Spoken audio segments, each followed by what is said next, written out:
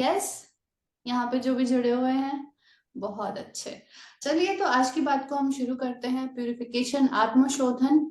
और अगर मैं पूछूं कि नहाना क्यों जरूरी है, ठीक है, बहुत ही छोटा सा कॉमन सा क्वेश्चन है। तो यहाँ पे जो बच्चे जुड़े हैं उनसे मैं स्पेशली पूछूंगी, नहाना क्यों जरूरी है? चारू नमो पूर्वी, बोलिए।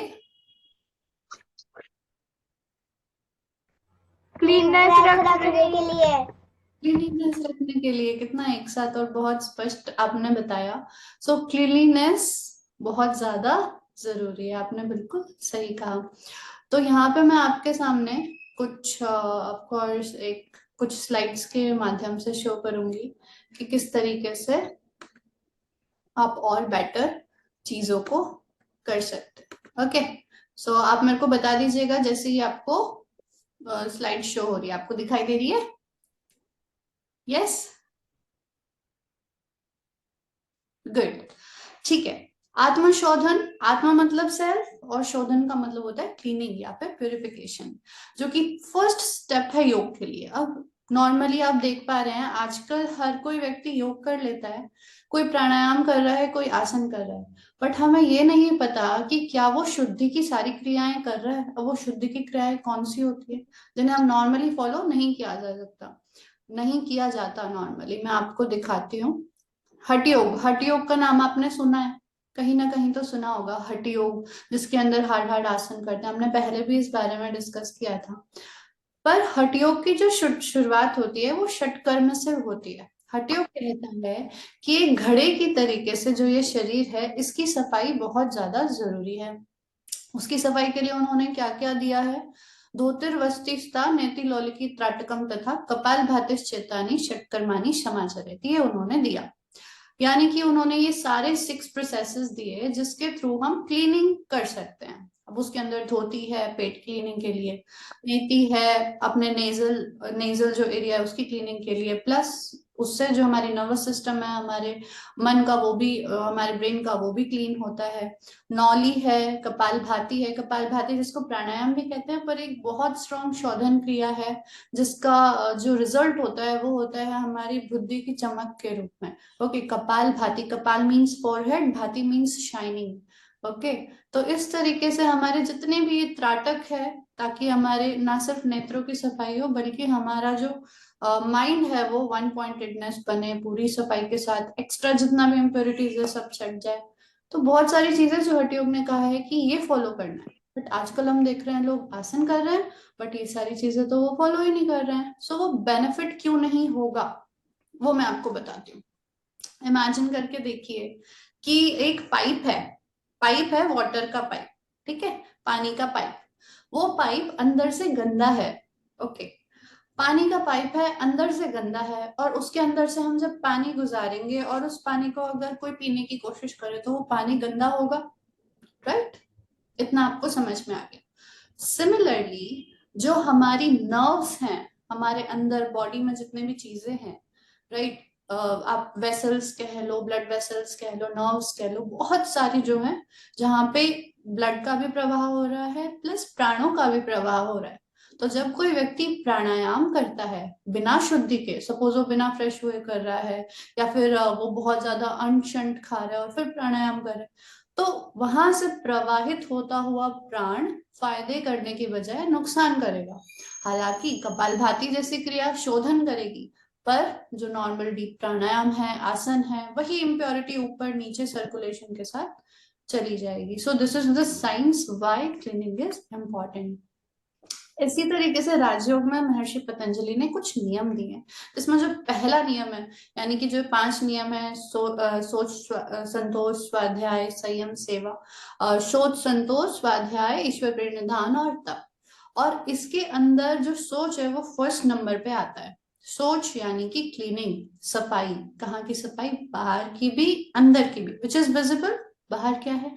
बॉडी है, हम जितनी भी चीजें विजिबल हैं और जिस भी चीजों को एक्सपेरिमेंट के थ्रू या फिर बायोलॉजिकली पता लगाया जा सकता है, दैट इज विजिबल। आंतरिक सफाई, मन की सफाई, विचारों की सफाई, और मन का मैल नहीं धोया तो कैसे आएंगे भगवान? सो ये भी आपने सुना होगा कल। आइए, अब यहाँ पे आप देख सकते हैं हमारी 11 सेंसेस। आपने अभी तक 5 सेंसेस सुनी होंगी, हमारी तो 5 ही सेंसेस होती है, बट हमारी 11 सेंसेस होती है योग के अनुसार, सांख्य योग के अनुसार। और ऑब्वियसली हमारी 11 सेंसेस होती हैं। वो क्या क्या होती हैं? सेंसेस को इंद्रियां कहते हैं हिंदी में। ओके, अब वो 11 कौन कौन सी हैं? 5 तो जो आप ऑलरेडी जानते हो। यहाँ पे हमारे पास बच्चे हैं, वो इस तरीके से बता सकते हैं। हमारी आईज, ओके, जिन्हें हम कहते हैं सेंस ऑर्गन्स, जो परसेप्शन के काम आती है। हमारी ज्ञान इंद्रियां बोलते हैं हम उनको, जिसके अंदर हमारी eyes, nose, tongue, skin, ear, ये सारी चीजें आएंगी। Then we have 5 organs of actions, जिन्हें हम कर्म इंद्रियां बोलेंगे। आगे मैं उनको दिखाऊंगी। उसके बाद एक और सेंस है, 11th sense, most powerful and very important, mind. मन भी एक इंद्रिय है, ये इंद्रियों का राजा है। ओके, अब यहाँ पे कुछ भगवत गीता के श्लोक आपके सामने लिखे हुए हैं, जिसमें ये बताया हुआ है कि जिस तरीके से हवा पानी के ऊपर तैरती हुई बोट को उड़ा ले जाती है, अगर वो कमजोर है उड़ा ले जाती है, इसी तरीके से जो हमारी सेंसेस है, अगर इसे कुछ अच्छा मिल गया तो वो हमारी बुद्धि, हमारी इंटेलिजेंस, हमारी प्रज्ञा को उड़ा ले जाएगी। सपोज कोई व्यक्ति को डायबिटीज है और उसके सामने बहुत टेस्टी टेस्टी लड्डू रख दिए, तो जैसे ही उसे उसकी इंद्रियां कनेक्ट होंगी, उसकी आइज कनेक्ट होंगी, उसका स्वाद कनेक्ट होगा, उसकी बुद्धि उड़ जाएगी। So that is written here. Therefore इसलिए भगवत गीता कहते हैं कि हमें पूरे मजबूत तरीके से हमारी बुद्धि की पकड़ रखनी चाहिए। प्रज्ञा इसलिए जरूरी है। So now you can understand कि क्यों हम प्रज्ञा योग साधना सीख रहे हैं। ये है आपकी ज्ञानेंद्रियां। अब इनकी शुद्धि के बारे में बात करते हैं, इनको कैसे प्योरीफाई किया जाए। फर्स्ट आप देख पा रहे हैं यहाँ पे आपका टेस्ट। ज्ञान इंद्रियों के कुछ तन्मात्राएं होते हैं। वो तन्मात्रा क्या होती है? जो भी उससे एसोसिएटेड हमारा फीलिंग है, उसे हम तन्मात्रा कह सकते हैं। जैसे टंग का क्या हो गया? स्वाद, टेस्ट। इसी तरीके ईयर का क्या हो गया? साउंड। इसी तरीके से हमारी आईज का क्या हो गया? दृष्टि, अग्नि। Okay, now you can see स्वाद को किस तरीके से कंट्रोल किया जाता है। तो फिर योग में आहार शुद्धि बताई गई है, यानी कि हमें सात्विक आहार लेना चाहिए। इसी से जुड़ी एक छोटी सी कहानी भी आपको मैं सुनाती हूँ। एक बार एक बहुत ही उच्च कोटि का साधु, जिसका मन हमेशा स्टेबल रहता था, ध्यान में मग्न रहता था, ब्राह्मण था, उसको किसी ने भोजन पे बुलाया। भोजन पे बुलाया, उन्होंने भोजन किया, और उस रात वो साधु, वो जो ब्राह्मण था, वो सो ही नहीं पाया। उसे बहुत डरावने विचार है, ऐसा लगा जैसे आ, कोई बहुत बुरे लोग हैं या फिर कुछ वायलेंस हो रहा है, बहुत डरावने विचार है, और वो सो नहीं पाया। तो उसे बात समझ नहीं आई। उसने तो सिर्फ भोजन ही किया था, और तो उसने पूरे दिन में कुछ चेंज नहीं किया, मेडिटेशन भी टाइम पे करी। तो उसने अगले दिन पता लगाया कि मुझे जिसने ब्राह्मण भोज पे बुलाया था वो व्यक्ति कौन था। तो पता चला कि वो व्यक्ति, इस खुशी में उस व्यक्ति ने ब्राह्मण भोज रखा था क्योंकि वो 12 साल तक जेल में से बाहर आया, क्योंकि उसने मर्डर्स किए थे और वो जेल में था। तो जैसे ही वो रिहा हुआ तो उसने डिसाइड किया कि अब मैं एक बड़ा सा भोज रखूंगा। ओके, पार्टी भी करूंगा और ब्राह्मण भोज भी करवा दूंगा इसी खुशी में। अब इसका क्या कहने का मतलब हुआ? इसका कहने का मतलब ये हुआ कि जो हमारे संस्कार हैं, खाने के तो अपने संस्कार है ही, सही है, गलत है, गला सड़ा है। गला सड़ा क्यों बोल रही हूँ मैं? Because the thing which is not living, है ना, वो हमें ऊर्जा कैसे दे सकती है? जो बेचारी फ्रीजर में रखी हुई है, न जाने कितने दिनों से डीप फ्रीज कर दिया जाता है उनको, वो हमें ऊर्जा कैसे दे सकती है? थोड़ी देर के लिए तो हो सकता है कि वो जनरल हमारी डेली एक्टिविटीज के लिए फिजिकल एनर्जी दे पाए, बट वो हमारे माइंड को स्ट्रांग नहीं बना सकती, उल्टा दुष्प्रभाव करेगी। सिमिलरली किसके संस्कारित भोजन हम बना रहे हैं, यानी कि जब भी हम खाना बनाएं तो उसके अंदर हमारे भाव अच्छे होने चाहिए, तो उसके भाव उसके साथ जुड़ रहे हैं। ये सारे रीजंस हैं क्यों हमें बहुत ध्यान देना चाहिए अपने खाने पे। कहते हैं जैसा खाएं अन्न वैसा बने मन। ओके, और मन की वृत्तियों का निरोध ही योग है। यानी कि मन की वृत्तियों को जब निरोध करने हम जा रहे हैं, मन को शुद्ध करने जा रहे हैं, तो हमारा जो बेसिक टारगेट होना चाहिए वो स्टार्ट होना चाहिए आहार से। आहार यानी कि what we intake. So you make sure कि आप जो भी खा रहे हैं वो सात्विक हो, फ्रेश हो, उसके अंदर कोई भी नेगेटिविटी ना हो, वो बहुत पुराना ना हो, इस तरीके से पैकेटेड चिप्स एंड समथिंग, इतनी सारी प्रिजर्वेटिव्स जो ना सिर्फ फिजिकल बॉडी बल्कि मेंटल हेल्थ को काफी प्रभावित करती है। इनफैक्ट मैं आपको रिसेंट एक केस बताऊं तो एक केस है जिसके अंदर माइंडसेट बहुत ज्यादा खराब था एक क्लाइंट का, और रेगुलर बेसिस पे he used to eat nonveg. So I made him stop eat nonveg for maybe 9 to 10 days, and he said कि मेंटल लेवल में बहुत अच्छा इफेक्ट आया, and this is just face to face. But similarly researches हुई हैं जो ये बताती है कि there are some anxiety hormones which travel along with the non-veg। Okay, तो ये सारी बातें ऑब्वियसली खाना खाना होता है, उसकी हमें पूजा करनी चाहिए, बट जहाँ पे अवेलेबिलिटी है हमारे देश में प्रोटीन्स की, और क्योंकि डॉक्टर्स ने सिर्फ बाहर की स्टडी की है तो वो बताते हैं ओके प्रोटीन की कमी है खाओ, एंड दैट बुकिश जो नॉलेज है उससे हटा के अगर हम देखें तो India is rich with protein, is rich with pulses, दाल सब कुछ है। Okay, so make sure that you eat consciously and healthy। next is घ्राणेंद्रिय, जो हमारी नोज होती है। ओके, आपने सुना होगा कि अरोमा थेरेपी या फिर सुगंध सूंघने से हमारा मन बड़ा अच्छा होता है ना। तो इससे ये पता चलता है कि दुर्गंध से, यानी कि जहाँ पे भी स्मेल आ रही है उसका मतलब उसका बैड इफेक्ट पड़ता होगा, होता होगा ना, बिल्कुल एग्री। इसका मतलब हमें घर पे भी सफाई रखनी चाहिए, और इस धरती को अपना घर मानकर ही हम एक शपथ तो यहाँ पे ले सकते हैं कि हम जहां कहीं भी कूड़ा नहीं फैलाएंगे। Okay, so this is our pledge for today, जहां कहीं भी कूड़ा बिल्कुल नहीं फैलाएंगे।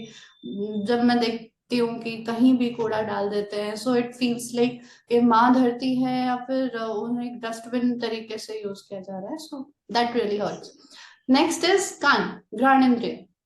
हम क्या सुनते हैं वो भी तो आहार है ना, इनपुट जा रहा है हमारे कान के अंदर। सो आप क्या सुनते हो, क्या आप किसी की बुराइयां सुन रहे हो, आपका जो फ्रेंड सर्कल है वो क्या बातें कर रहा है। जो गुड फ्रेंड सर्कल होता है वो आइडियोलॉजीज की बातें करता है, कुछ बेटर करने की, और एक श्रेष्ठ बातें करता है। और एक ग्रुप होता है जो लोगों की बातें करता है, मे बी किसी की बुराई करना।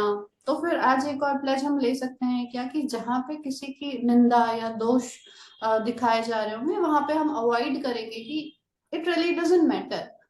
हम जैसे सोच समझ के खाते हैं ना, अच्छा अब पेट भर गया, तो कानों को भी माना कि इसका कोई ढक्कन नहीं है, इसका कोई कवर नहीं है, but still we decide okay we have to choose what we need to hear, हमें क्या सुनना है वो हमारी मर्जी होनी चाहिए। ऐसा नहीं कि कोई भी कुछ भी आके हमें सुना दे या बोल दे। सो यू मेक श्योर कि आप इस कानों के माध्यम से अच्छा सुने, दैट कैन बी अच्छे प्रवचन भी सुन सकते हैं, नॉलेज गेन वाले मटेरियल भी सुन सकते हैं, सॉन्ग सुन सकते हैं with a pure intention. So definitely next is eyes, eyes which is most important. ये एक ऐसा आहार इंद्रिय भी मैं कहना चाहूंगी, ज्ञान इंद्रिय तो है ही, जिसके थ्रू आप जो देखते हैं वो आपके माइंड में आपके करने के लिए माइंड प्रोवोक करता है।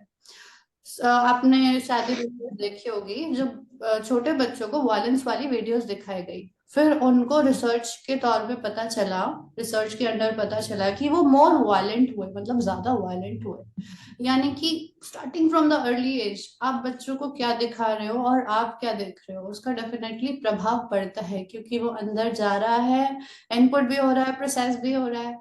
और यहाँ पे एक बहुत बड़ा मुद्दा जो आज की डेट में बहुत मेंटल इश्यूज कॉज कर रहा है वो है रील्स, बिना टारगेट की रील्स देखना, जो जिसका कोई उद्देश्य नहीं है। आप स्पेसिफिक फोकस करके ओके ये पर्टिकुलर देख रहे हो, that's no problem with it, आप उसका बेटर यूज कर रहे हो। Everything has a good use when it is not अति, अति नहीं हो रही है और उसका गलत यूज नहीं हो रहा है। Okay, so you make sure कि आइज भी आपकी फ्री की नहीं है, सो यू डिसाइड ओके आपको क्या अंदर लेना है और क्या नहीं लेना है। ओके, सो इस बात का भी आप ध्यान रखेंगे। Next is skin. Okay, skin जो है हमारी सबसे बड़ी इंद्रिय हम कह सकते हैं, because it is all over the body, है ना।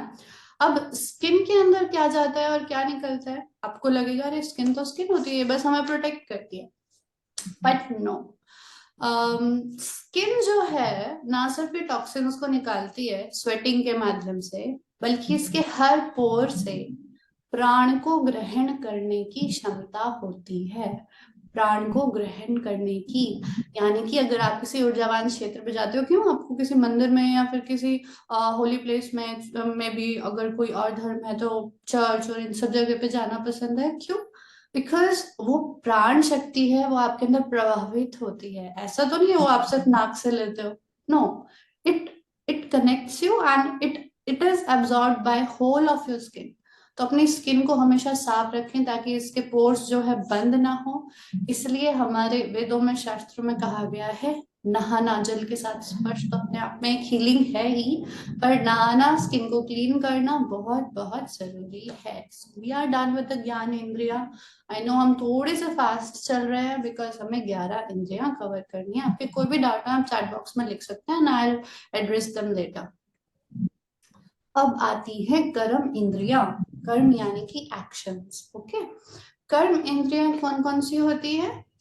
एनएस, पायु। ओके, आप यहाँ पे रिप्रोडक्टिव सॉरी डाइजेस्टिव सिस्टम में देख सकते हैं एनएस। और आपने सुना होगा योग में जो है रेक्टम क्लीनिंग एक बहुत इंपॉर्टेंट पार्ट होता है, यानी कि सुबह उठ के टाइम से फ्रेश होना, पूरे डाइजेस्टिव सिस्टम को क्लीन रखना। ठीक है, आपने एक एड भी सुना सुना होगा, पेट सफा हर रोग दफा। Okay, I am not promoting that, but मतलब मैं उसका कोई कनेक्शन नहीं है, बट ये है कि हाँ, पेट से मैक्सिमम रोग होते हैं बिकॉज वही तो है ना एब्जॉर्प्शन पॉइंट। वहां से जो एब्जॉर्ब होगा वही हमारी पूरी बॉडी को मिलेगा, that is the centre.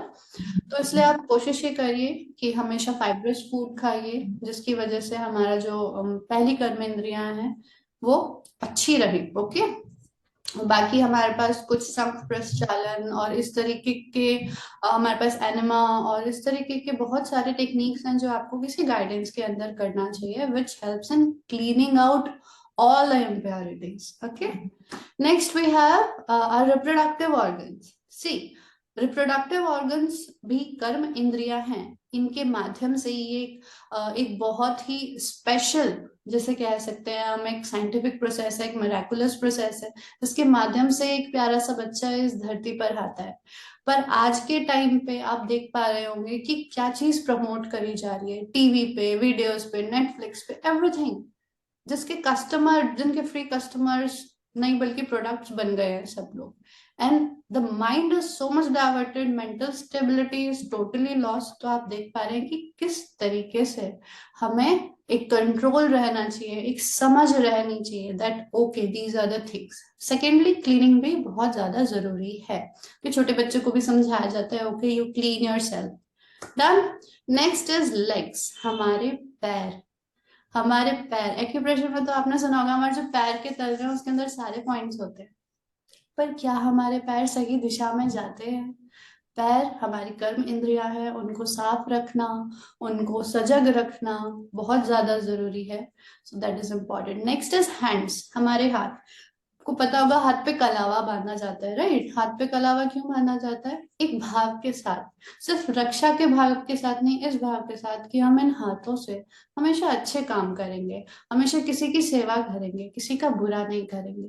So that is the feel behind that, और वो हमें धारण करना चाहिए। Next is speech. स्पीच यानी कि हमारा बोलना, टॉकिंग, या फिर वाणी, to be very very country, वाणी। ओके, क्या हमारी वाणी में शुद्धि है? क्या हम जो बोल रहे हैं उसके पीछे ऐसे कुछ भी तो नहीं बोल रहे हैं? यानी कि आपको यकीन नहीं होगा, हमारे बॉडी में अगर आप जितना भी आप एक्सरसाइज करते हैं उससे जितना ज्यादा एनर्जी, या फिर आप कोई लेबरस काम कर रहे हैं उससे जितनी एनर्जी लॉस्ट होती है, आपकी वाणी से बहुत एनर्जी निकलती है। और ऐसा कौन सा रीजन है कि भाषण आप सेम उठा लीजिए, दो व्यक्तियों को पकड़ा दीजिए, ओके, दो व्यक्ति के अंदर जो ऊर्जा है उस पर डिपेंड करेगा कि उस भाषण को सुनने के लिए कितने लोग प्रभावित होते हैं। अब प्रधानमंत्री मोदी जी को क्यों इतने सारे लोग सुनना चाहते हैं? कि उनकी वाणी में तेज है, उनकी वाणी में स्पष्टता है, उनकी वाणी में एक सही इंटेंशन है। और वो कैसे आया है? वो डेली योग करते हैं। और कैसे आया है? उनकी इंटेंशंस प्योर है। और कैसे आया? उनके अंदर अंदर एक विशाल ऊर्जा है। तो that is the reason why वाणी की शुद्धि इज, वाणी प्योरिटी इज वेरी इंपॉर्टेंट। तो आप ये नोटिस करिए कि आप किसी से भी कुछ भी ना बोल के, इसका अभ्यास है करवाया जाता है, मौन का अभ्यास। ऋषि मुनि मौन अक्सर करते हैं। चलो थोड़ा सा अगर हैवी हो रहा है तो किसी स्टोरी ले लेते हैं। तो मौन के ऊपर ही है।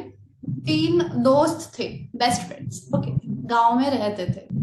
उस गांव में एक दिन बहुत जोर जोर से आवाज आ रही थी, स्वामी जी की जय हो, स्वामी जी की जय हो। तो वहां पे एक स्वामी जी आए, सब उनका आदर सत्कार कर रहे थे। तो ये 3 दोस्तों ने बोला, ऐसा क्या कर दिया इसने जो सब इसका इतनी वाहवाही कर रहे हैं और इतना आदर सत्कार कर रहे हैं। तो साइड में खड़ी हुई महिला से इन्होंने पूछा। उसने कहा, ये स्वामी जी 12 वर्ष मौन करके आए हैं, अभ्यास साधना करके आए हैं, इन्होंने कोई कुछ बोला नहीं है, मौन उसे बोलते हैं, अंदर और बाहर से शांत। तो वो तीनों दोस्त बोले, इसमें कौन सी बड़ी बात है, चुप ही तो रहना है, हम भी कर लेंगे। तो अच्छा, कहाँ पे उन्होंने किया था? उन्होंने कहा, इस वाली गुफा में जाके उन्होंने मौन का अभ्यास किया था। तो बोले, हम भी चलते हैं, गुफा में अंधेरा होता है। तो उन दोस्तों ने अच्छा खाना वगैरह सब कुछ बांध दिया कि हमारी भी वाहवाही होगी, नेम फेम होगा। साथ में उन्होंने एक दिया ले लिया, उसके लिए बाती और घी वगैरह ले लिया, क्योंकि गुफा में अंधेरा होता है। वो वहां पे गए, चुप रहे थोड़ी देर, फिर शाम का टाइम आया तो अंधेरा हो गया, तो उन्होंने दिया जलाया, दिया जल गया। और तीनों लोग बैठ गए ध्यान मुद्रा में कि चलो अभी मौन रहना है। अब जैसे ही वो दिया जो है वो घी थोड़ा खत्म होने लगा, तो वो थोड़ा थोड़ा बुझने लगा, तो पहले वाले ने बोला, अरे दिया बुझने वाला है। तो दूसरा वाला बोला, अरे बोलना थोड़ी ना था। फिर तीसरा वाला बोलता है, अरे तुम दोनों बोल क्यों रहे हो, सीधा इसमें घी डाल देते।